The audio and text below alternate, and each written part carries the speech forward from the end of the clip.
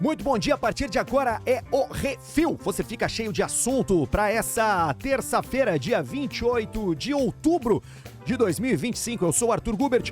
No programa de hoje eu vou te contar como não atrofiar tanto assim o teu cérebro, né? Depois de passar horas olhando pra tela, usando o chat GPT, ele vai ficando pequenininho. E eu tenho o truque pra sair desse estado. Também vou te dizer sobre a empresa que faz o Oreo, sabe? Ou Oreo, não sei como é que você chama aquela bolacha. Mas eles anunciaram que a partir do ano que vem as suas propagandas serão todas feitas por inteligência artificial. Isso muda muito o mercado do marketing.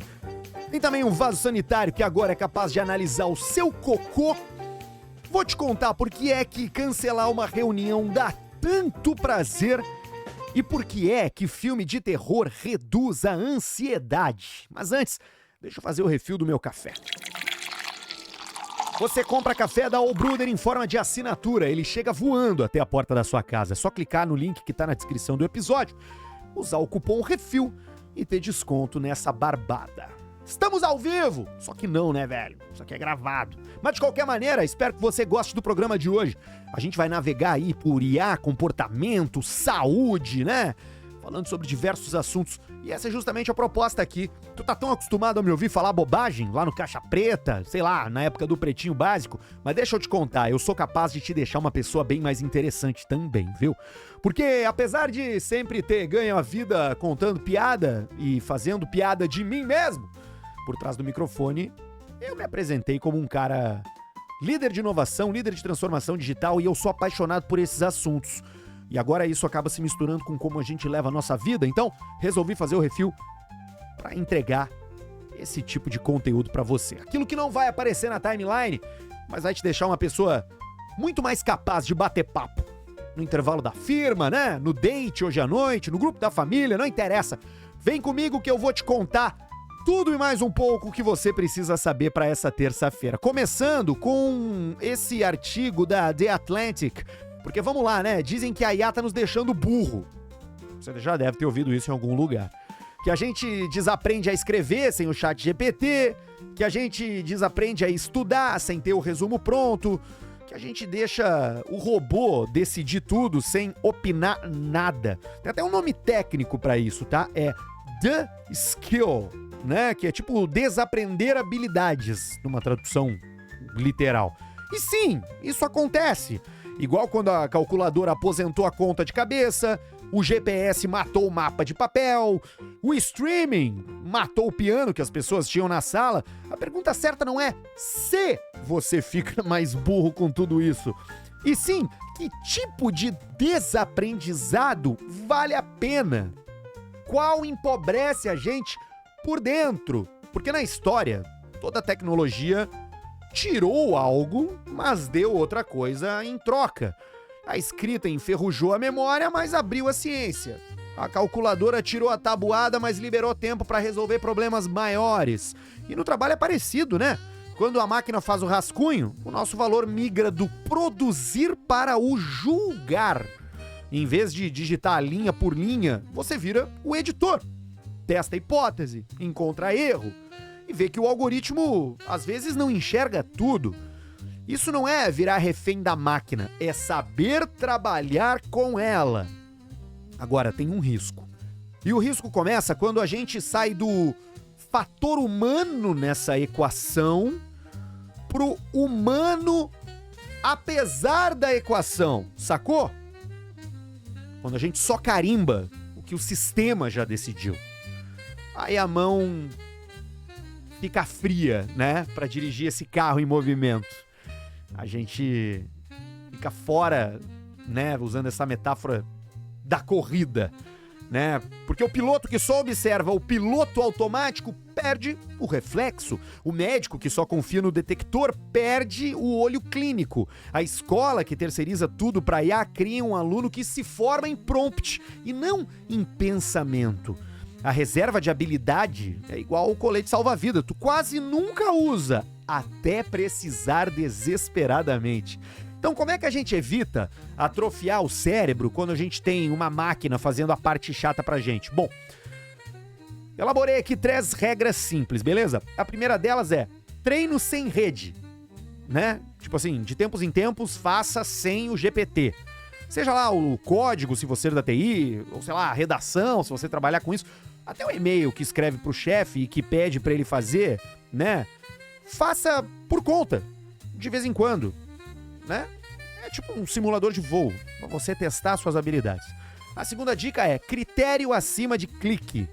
Trate a resposta da IA como uma hipótese e não como uma verdade absoluta. Depois que ele fizer pra ti ali e te der a resposta pronta, pergunta por quê? Pergunta como é que tu sabe? Pergunta, faltou alguma coisa?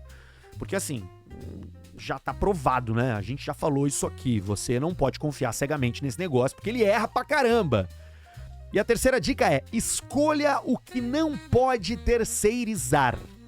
Por exemplo, julgamento, imaginação, ética, né? Sua voz autoral.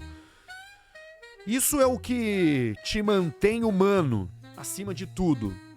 Abrir mão, né, daquilo que não precisa fazer, mas manter algumas coisas sendo proprietárias, suas. Porque a eficiência a gente dominou, o julgamento crítico ainda não. Quer dizer, o robô não dominou, né?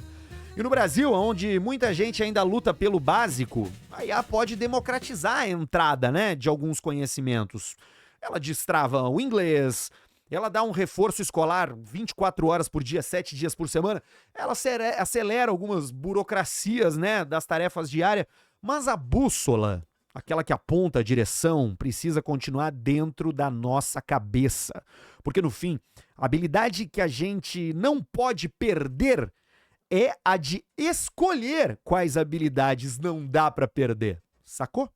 Todo o resto a gente negocia com a tecnologia, mas a nossa humanidade não.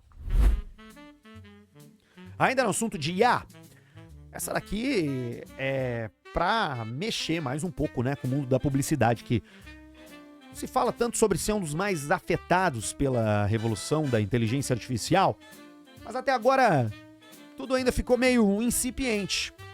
Só que a Mondelez é a dona, né, da Oreo, da Lacta, sei lá, o Cadbury's, um monte de chocolate famoso aí, de doce famoso.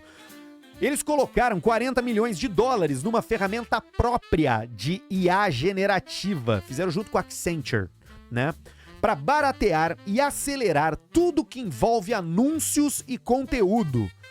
A conta prometida para eles foi de menos 30% a menos 50% no custo de produção, né?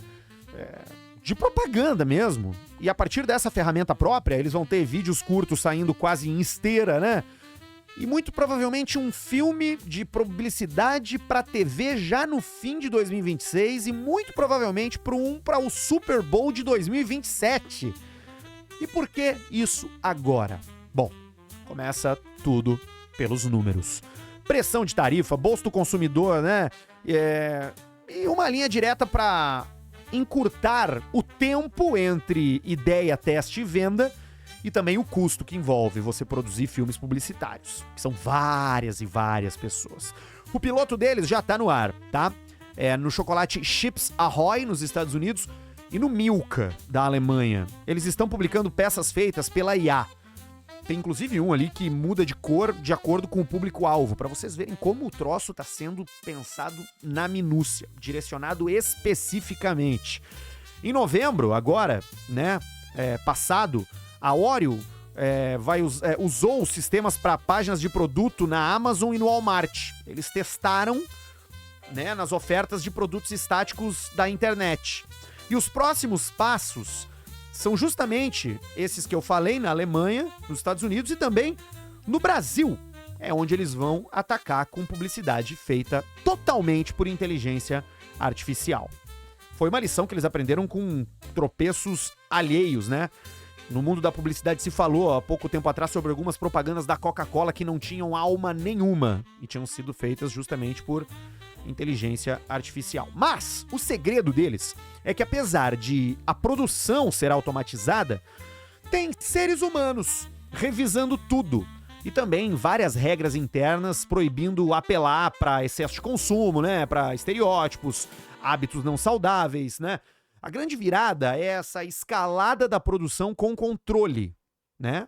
centenas de versões por público, por varejista, por ocasião. Uma coisa que antes custava centenas de milhares de dólares, agora deixa de custar isso tudo porque se pode produzir a mesma peça publicitária para vários países, para vários outlets de negócios, né? Um para internet, um para TV, um para redes sociais, um curto para o TikTok, um mais longo para o Instagram. Aí que a máquina brilha, né? São muito mais testes, muito mais, né, personalização, menos tempo de estúdio. Mas, como eu disse, com seres humanos revisando tudo isso, que é o que faz toda a diferença. E o que isso muda, né? Especialmente pro mercado, né? Que cria, que vende ou que compra a mídia. Bom, as agências agora vão ter de migrar de fazer peças publicitárias para operar essa orquestra de prompts, de dados, de brand safety. Marcas médias ganham acesso a um estúdio infinito. E no Brasil, com Lacta e Oreo entrando na fila, o varejo online deve encher de páginas com vídeo dinâmico, criativos por público, né? Ainda nesse ano, até o final de 2025.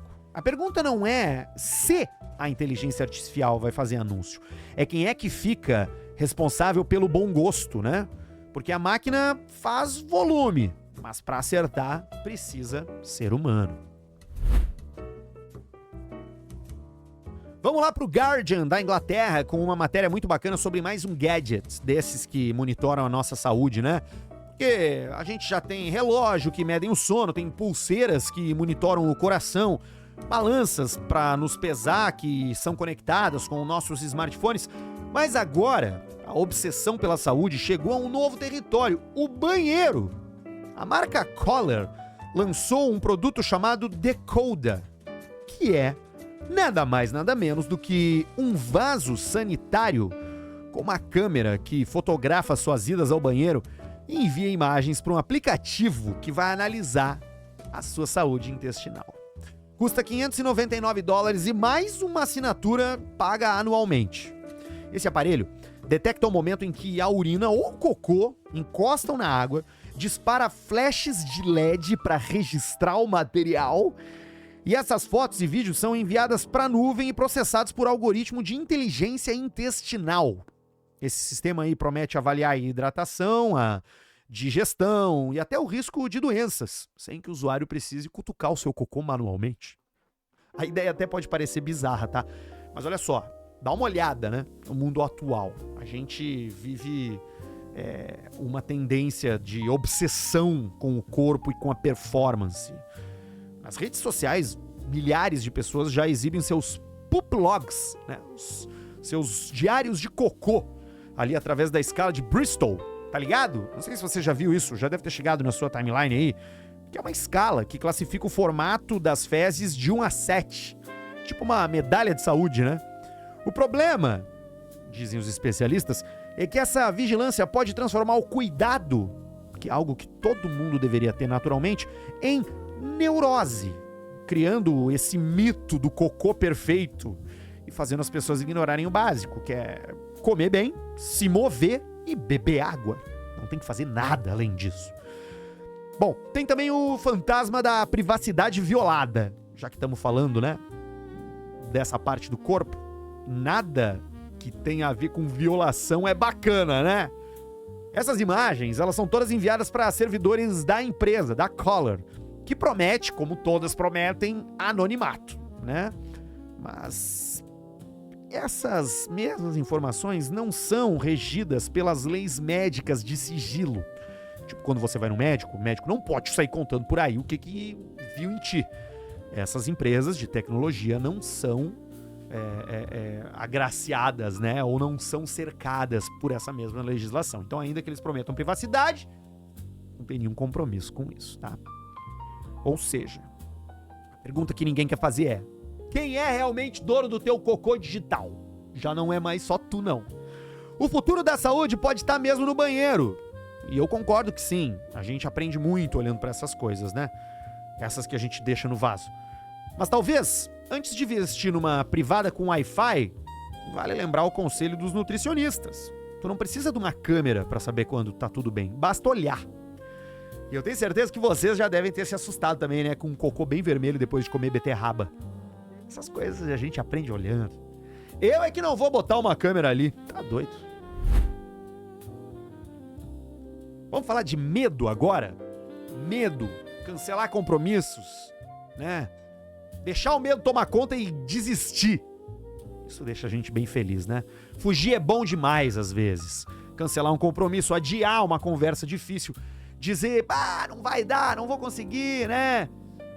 E segundos depois sentir aquele alívio instantâneo, quase uma euforia, né? Como se o teu corpo estivesse agradecendo.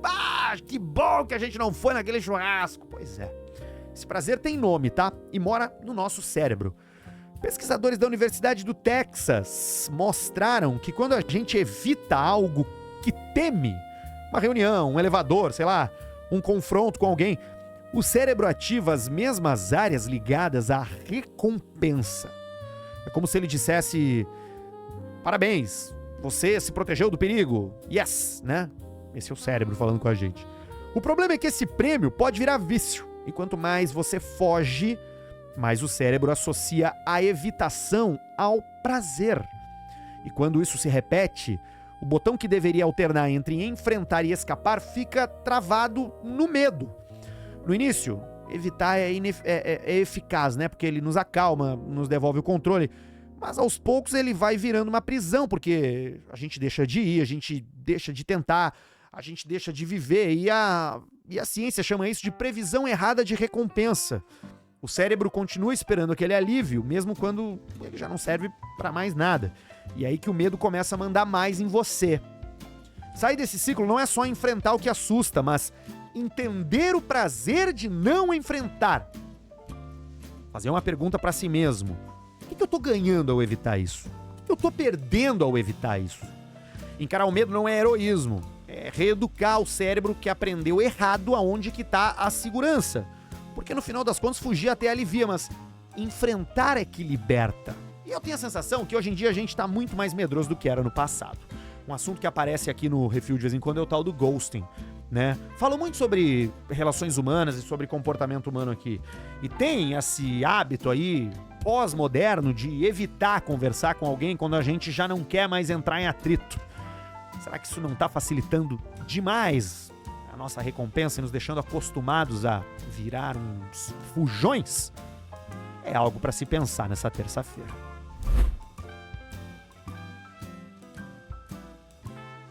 Falando ainda de fugir dos medos, matéria da revista Time, em cima de um estudo bem bacana lá da Dinamarca. Tem gente que foge de susto, não tem?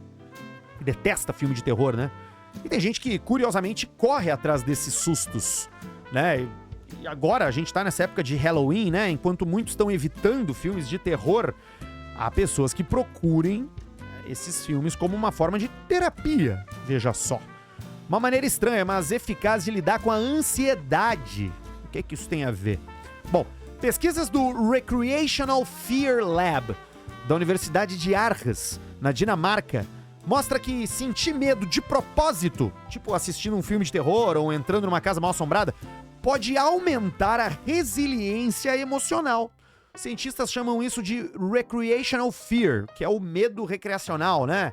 Um medo controlado, que treina o cérebro a distinguir o que é uma ameaça real e o que é fantasia.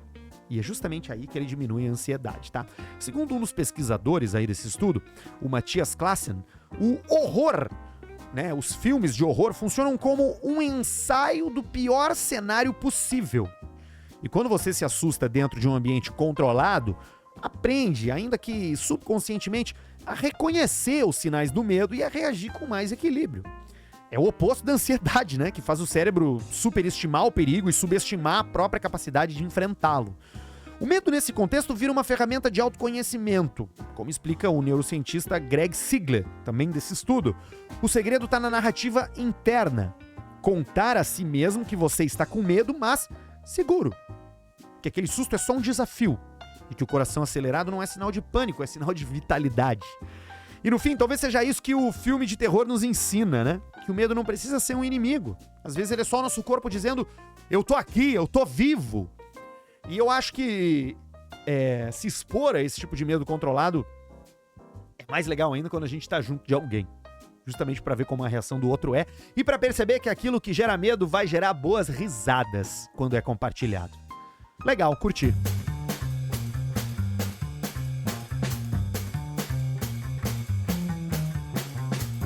O Refil vai ficando por aqui nessa terça-feira. Você ouviu que horas? De manhã cedinho, final de tarde, de noite? Ou sei lá, semana que vem? Porque assim, dá pra maratonar, tá? É só pegar os episódios mais antigos lá, você vai ver que não fica velho assim tão rápido e vai te manter antenado com várias pautas interessantes. Isso tudo no YouTube. Se tiver me vendo na tela aí, olá, obrigado por me receber na sua casa ou no seu smartphone. Mas assim, te inscreve no canal, beleza? E dá um like ali.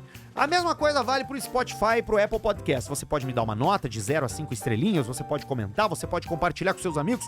Me ajuda, porque esse troço aqui só tá me tirando dinheiro, não tá me dando nem um pila ainda.